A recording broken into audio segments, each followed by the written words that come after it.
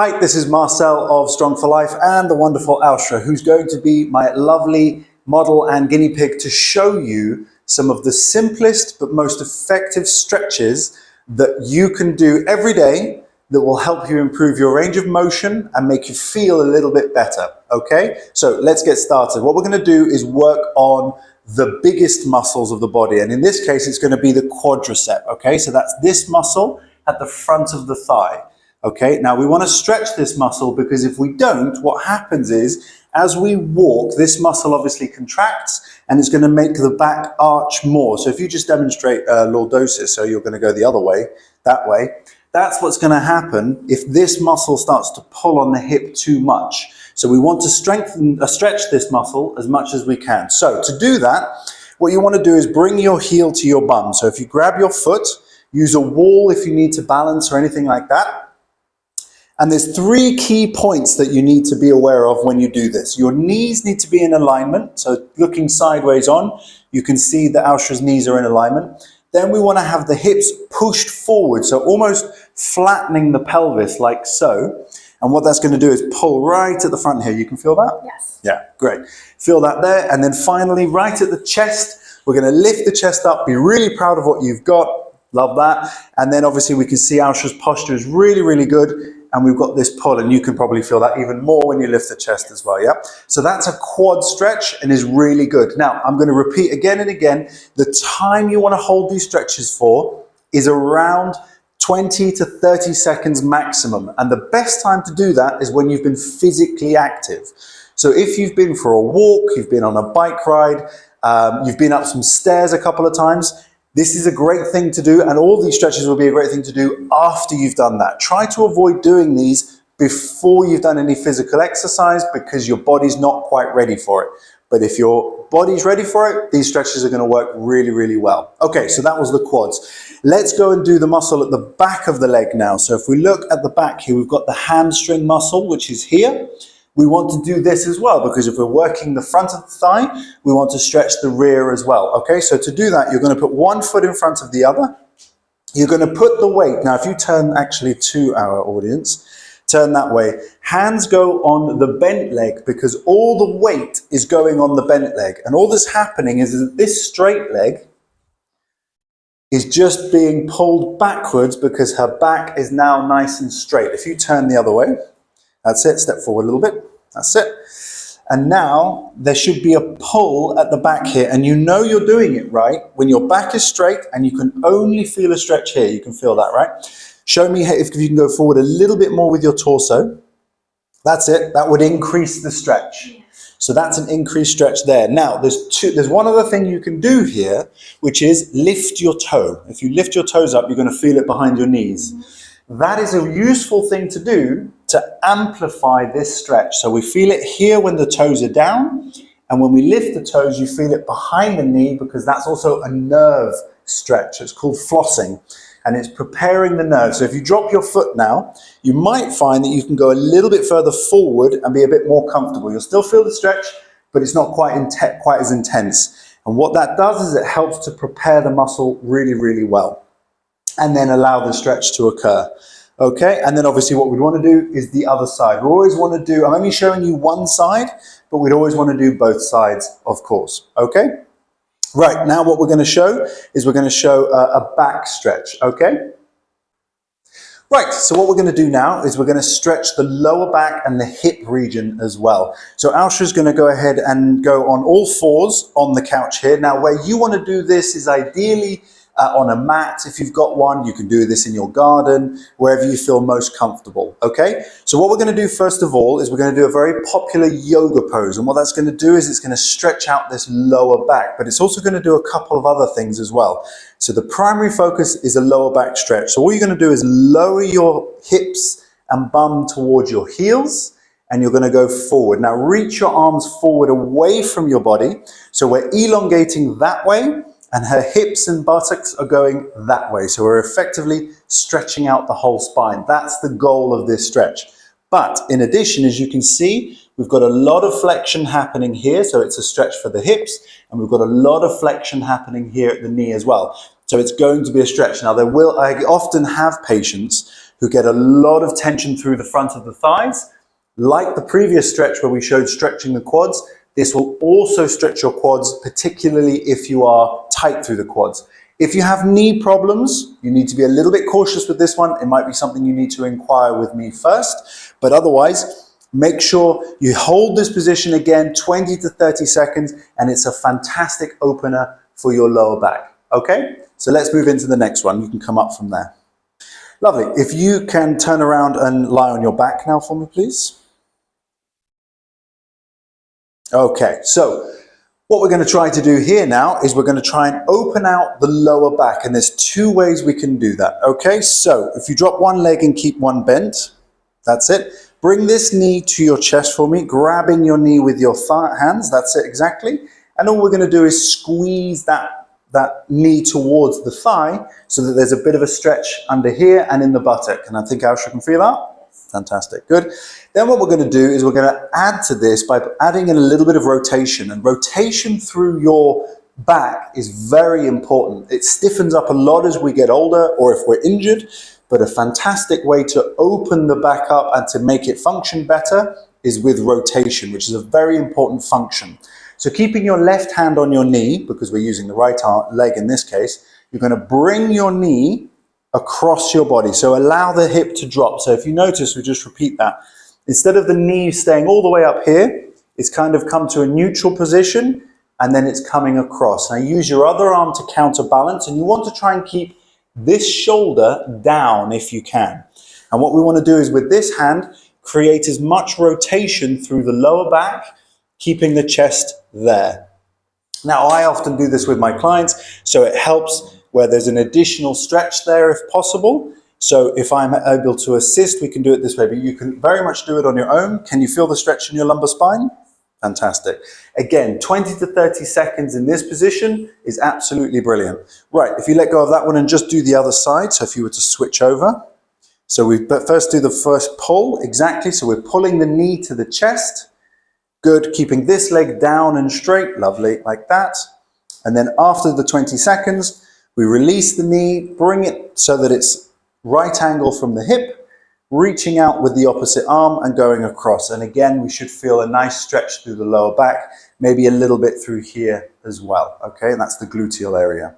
Good, okay, come back to center and relax. Okay, so what we're going to try now is we're going to try another popular yoga pose, whereby this is going to mobilize the whole spine. So if you go back onto all fours, we'll go head this way, hips this way. Now, what's really important here is, first of all, we're creating this box-like shape. So if we're from here, we have a square inside this area. So the knees are below the hips. We've got a little bit of space between the hips and the knees, and the wrists are below the shoulder. What we're going to do is we're going to move the whole spine upwards and downwards. And the way to think of this is via your belly button. So if we come up and we tuck like so, the belly button goes to the ceiling. And so what we're doing is we're tucking the pelvis forward, so there's a tuck under there, contracting a little bit of the lower abdominals to tuck it in, and we're arching all the way through the back and the chest here like so. And then the head tucks in and under, so then we've got this lovely stretch through here.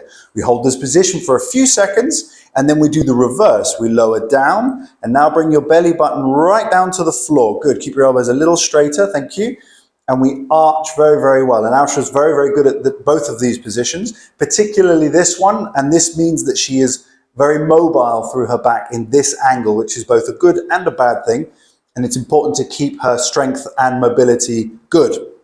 What's happening here is the back is arching, the stomach is coming relaxed down towards the floor, the hips are raised, and the shoulders are solid and fixed. Can you feel that stretch in both positions? That feels good, right? Reverse and come back up again, so we do the tuck. Good, bring the pelvis in and under, squeezing the lower abdominal muscles. Good, and we're rounding really nicely here as well. That's fantastic, and then just one more time, lowering down. That's it, good. Now, if you can time your breathing with this, it really helps. Breathing in as you move, breathing out as you find the position, and then relaxing completely. Good, and let's get into the next position.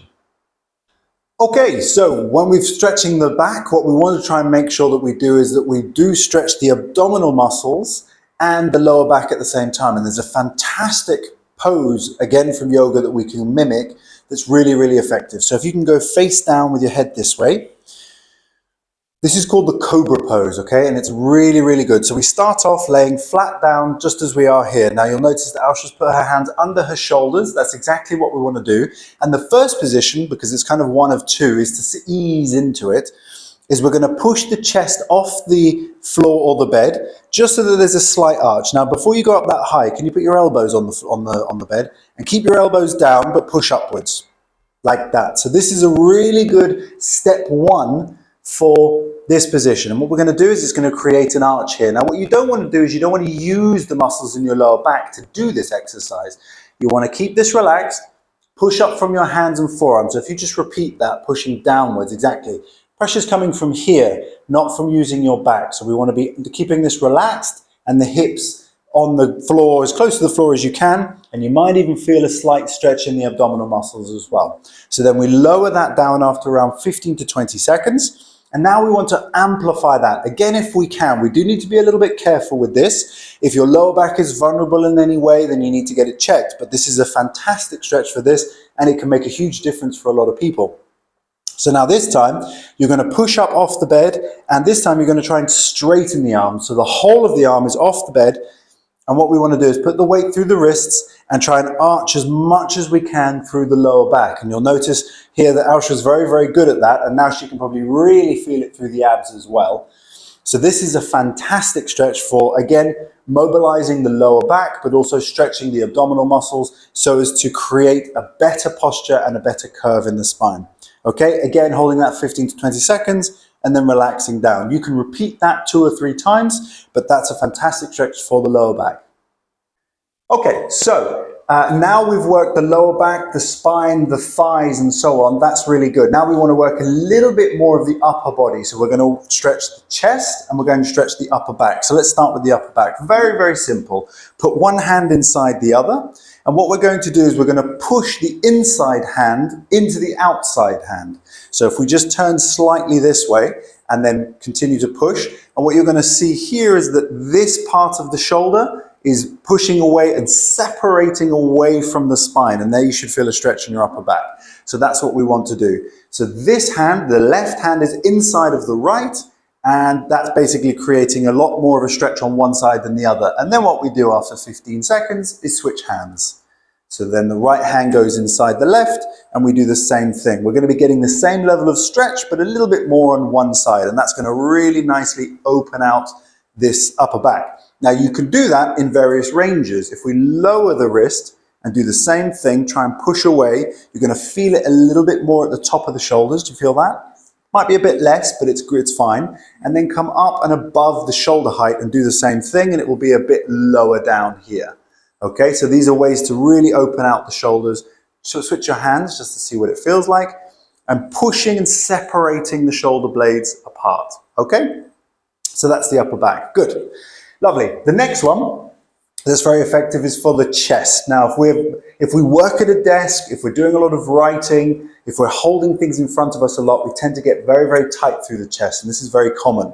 So what we want to do is open out the pectoral muscles, and to do that, it's useful to have a wall. So if you stand here facing the window, and you're going to put your forearm against the wall, and then you're going to turn your torso away. So you can see here that the torso is turned away, and what we're working on is the pectoralis major, the pec major, which everybody has, men and women, and it's a very important one to keep flexible because it allows the chest to be open, the diaphragm to be lifted, and your general posture to be improved, which is really, really important. You can probably feel that quite easily. Good.